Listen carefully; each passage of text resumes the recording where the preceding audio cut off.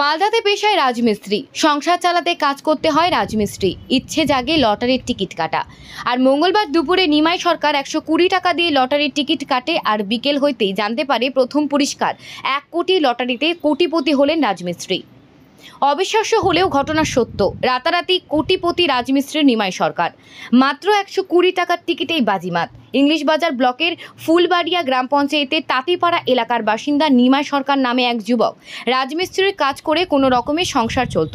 পরিবারে রয়েছে 2 মেয়ে, 1 ছেলে রয়েছে। তিনি 120 টাকা দিয়ে লটারি কাটেন। লটারি টাকা দিয়ে নিমাইবাবুর ইচ্ছে এই টাকা দিয়ে তার ছেলে মেয়েদের পড়াশুনো সহ বাড়ি তৈরি করবেন। লটারিতে 1 কোটি টাকার প্রথম পুরস্কার ভাগ্যে মিলেছে। সেই খবর পেয়ে শটান লটারি নিয়ে মিল্কি ফাঁড়ির দ্বারস্থ হয়েছেন ওই যুবক। তবে তার স্বপ্ন ছিল লটারিতে একদিন না একদিন 1 কোটি টাকা পাবে সে। তবে আজকে 1 কোটি টাকার প্রথম পুরস্কার পেয়ে খুশি নিমাই সরকার সহ তার পরিবার।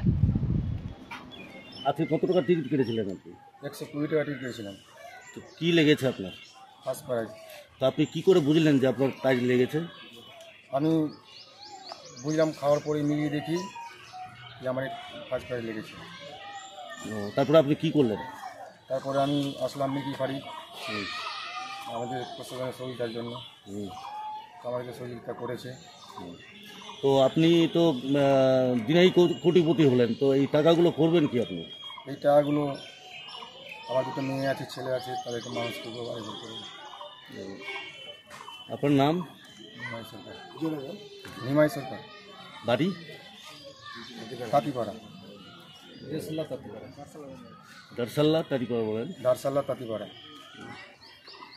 পাচ্ছে তো আপনি কি ভাবছেন? এই টাকা পেয়ে আপনারা কি করবেন ভেবেছেন? জোরে বলবো বলেন। আমার ধরলে বাড়ি থেকে আগে থেকে টিকিট কাটছিল, ধরলে তো ভগবান দিয়েছে, ধরলে বাড়ি লেগেছে। তো বাড়ির বাচ্চাদের সমস্যা ধরলে খুব মানুষ করবো, বাড়ি ঘর করবো। তো এখন কেমন লাগছে আপনাকে? এখন ভালো লাগছে, আনন্দ লাগছে। আনন্দ লাগছে।